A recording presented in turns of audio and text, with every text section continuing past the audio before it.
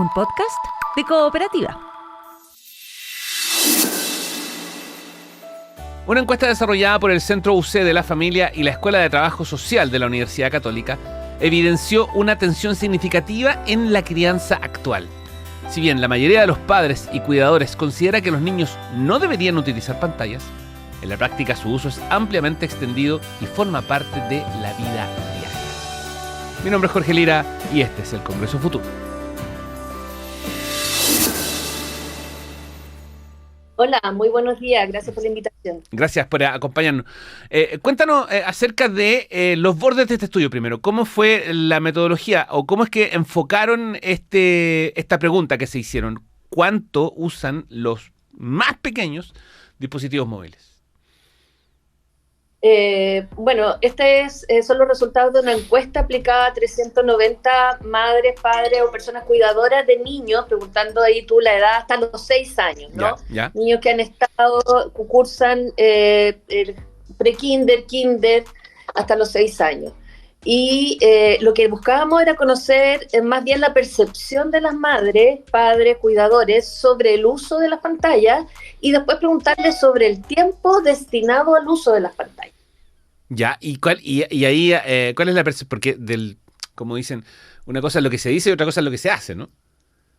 Exactamente, esa es una de las principales dimensiones de los hallazgos, ¿no? Que es muy propio también como de la cosa cultural chilena, de que acepto o acato, pero no cumplo, ¿no? Uh-huh. Entonces, uno le pregunta cuál es la percepción, la mayoría de los padres y cuidadores dicen que los niños no deberían usar pantallas, ¿no? Sin embargo, es una práctica de uso diario y sobre el 67% de las personas admite que los niños y niñas se exponen diariamente a las pantallas. 67. Con distintos tiempos de exposición. Ya, y hay datos de cuándo parte esta exposición, porque también uno lo ve en las calles, digamos, o sea, hay niños en coches muy pequeños con teléfonos en las manos, niños de, no sé, 5 o 6 años, en fin, uno no sabe si son de ellos o no, pero finalmente, porque conozco casos donde sí son de ellos, digamos, pero hay datos respecto de cuándo comienza esta exposición. Claro, de acuerdo a las personas que encuestamos, ¿no? Que el 56% dice que los niños empiezan a usarlo entre un año y 3 años, ¿no? Y ahí el tiempo de exposición es más bajito, ¿no? En general media hora, pero en general es un poquito inadecuado, ¿no? Porque lo que dice la literatura es que los niños menores de 2 años no debieran tener ningún tipo de exposición a las pantallas. Uh-huh. Oye, Carolina, respecto del tiempo, ¿hubo información interesante? Bueno, me imagino todo interesante, pero digo que les llamara la atención. Bueno, lo principal es, y que uno diría que es como lo más grave, ¿no? Que los niños más pequeños, desde los 4 años hacia abajo, se expone a las pantallas con distintos tiempos, ¿no? La mayoría media hora, que no es recomendable, pero por lo menos uno podría decir no es tanto. Sin embargo, hay un 16% de los niños que se expone entre 1 y 2 horas diarias. Y eso es súper establecido en la literatura que no debiera ocurrir, porque los efectos que produce están relacionados no solo con el espacio cognitivo de los niños y las niñas, sino también con las relaciones, los vínculos con las personas, ¿no? Entonces hay menos convivencia y relaciones cara a cara, hay menos uso de la energía física. Claro. Tú sabes que el estudio de la UNICEF del 2022 señala que hay un retroceso del movimiento físico en los niños en 2 horas diarias. Antes era 4 horas y hoy día es menos de 2 horas. Entonces, si uno empieza a establecer las relaciones entre el tiempo que pasan los niños en las pantallas y su movimiento físico, su exposición al juego, que es una manera de aprender, no solo de pasarlo bien, sino también aprender a negociar, aprender a frustrarse, son cosas que se van perdiendo a propósito del uso de los celulares cotidianos. Me estaba acordando de cuando yo era chico,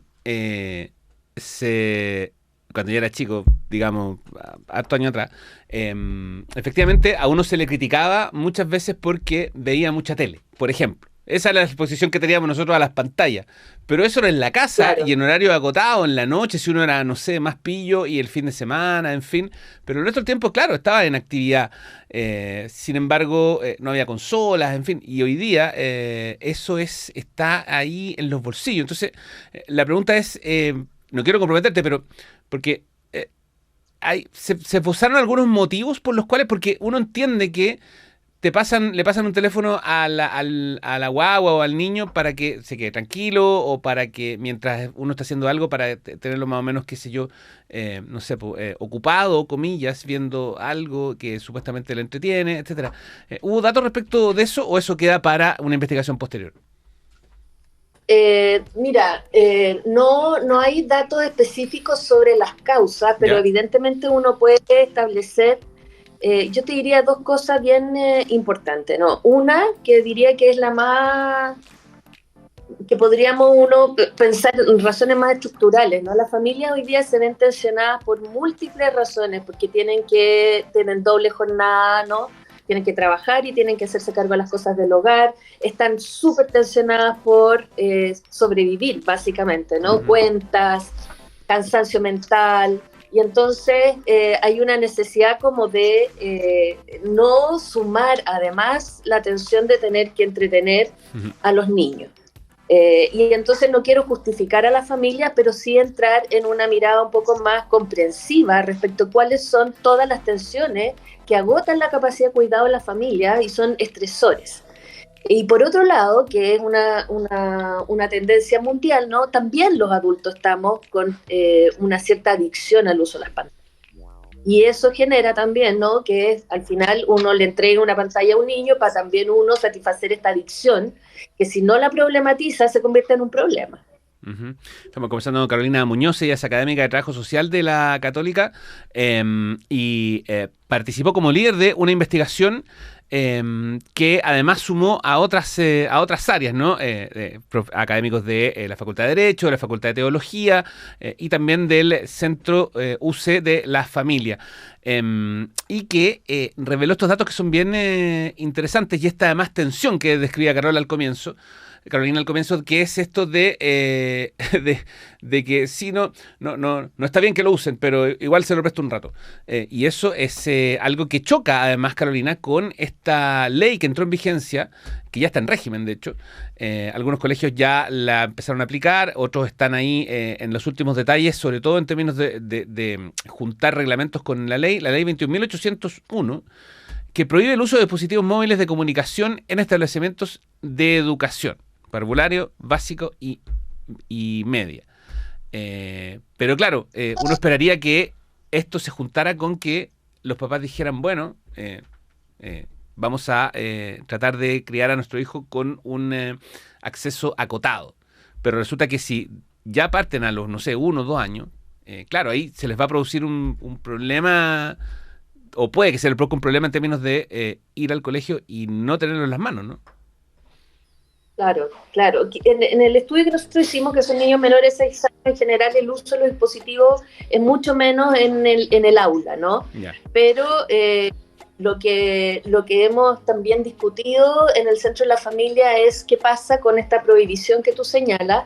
Y lo que indican los estudios es que en general no tiene un impacto significativo en el aprendizaje y tampoco reduce necesariamente la adicción. Los niños, hay un estudio del Instituto de la Juventud que mostraba que los niños de enseñanza media pasan más de 8 horas diarias expuestos a las redes. Eso es considerado adicción. Claro. Y entonces no me te ocurre en el aula, pero tú puedes pasar toda la noche conectado sin ningún tipo de supervisión. Entonces ahí el rol como de la familia, la problematización que uno puede hacer de eso, más que la prohibición, es muy relevante, ¿no? En el fondo, cuando uno quiere imponer una sanción, en vez de analizar en conjunto cuáles serían las alternativas de no estar conectado permanentemente, generalmente los resultados no son auspiciosos. Y por último, también señalar que lo que tenemos que problematizar también es qué es lo que pasa en el aula, que los niños necesitan estar conectados en vez de poner cierta atención, ¿no? Claro. Entonces, también problematizar cómo se está enseñando, cuán entretenida es la sala de clases, cuán appealing, ¿no? Cuánto me puede involucrar a mí como un joven o una joven, conectarme con lo que los profesores y las profesoras están enseñando en el aula. Espérame, y un tema más, el de los derechos de los niños, porque también en algunos países ya se está regulando u obligando a las plataformas de redes sociales a, bueno, en algunos lados se prohíbe o se está prohibiendo el acceso a redes sociales de menores. Y por otro lado, está el hecho de que esta exposición además le genera un impacto cognitivo y emocional muchas veces a los niños. Y hay plataformas que están integrando de alguna forma elementos que permitan advertir rápidamente alguna situación compleja, autolesiones, en fin, suicidio, etcétera, o derechamente, qué sé yo, entregarle solo contenido habilitado para esa edad, etcétera. Entonces, eso es algo que todavía no está en Chile, está lejos todavía de regularse, recién estamos con la prohibición de teléfono, pero claro, esto tiene que ver con aquello porque finalmente son derechos que hay que resguardar en algún momento, ¿no?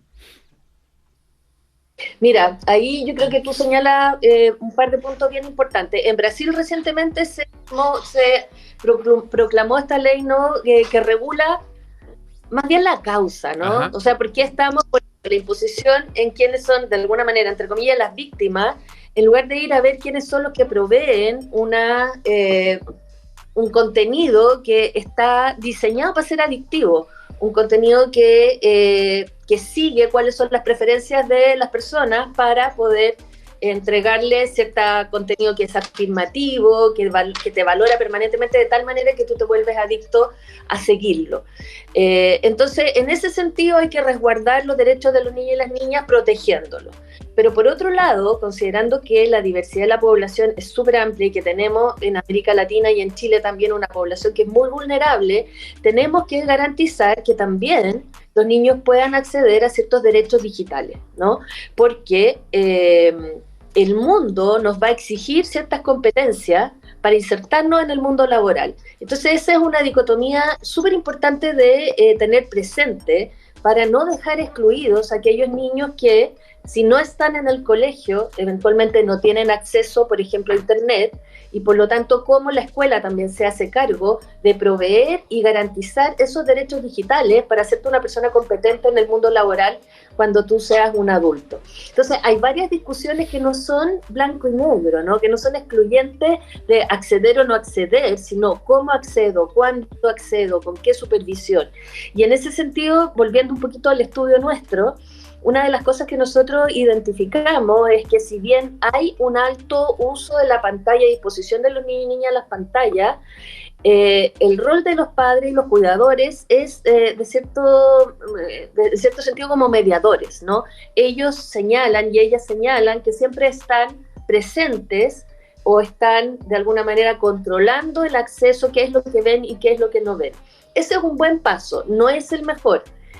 La mejor manera de mediar, y esto es importante para las personas que estén escuchando, que tengan hijos chicos, es estar involucrado en lo que el niño o la niña está viendo, ¿no? Entonces, conversar sobre lo que están viendo, generar una opinión crítica respecto a lo que están viendo.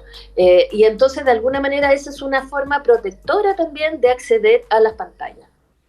Así es, Carolina Muñoz es académica de Trabajo Social de la Universidad Católica y lideró esta investigación de la que dábamos cuenta acerca del uso de dispositivos móviles en la primera infancia, desarrollada por el Centro UC de la Familia y la Escuela de Trabajo Social. Carolina, muchísimas gracias.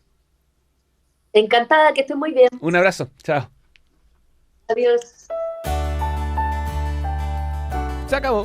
Termina Congreso Futuro, pero quédate atento a los próximos capítulos. Estamos en Cooperativa Podcast, en Spotify, en Apple Podcast y ojo que también estamos en cooperativaciencia.cl. Además, puedes escuchar el programa todos los domingos a las 11 de la mañana en Radio Cooperativa.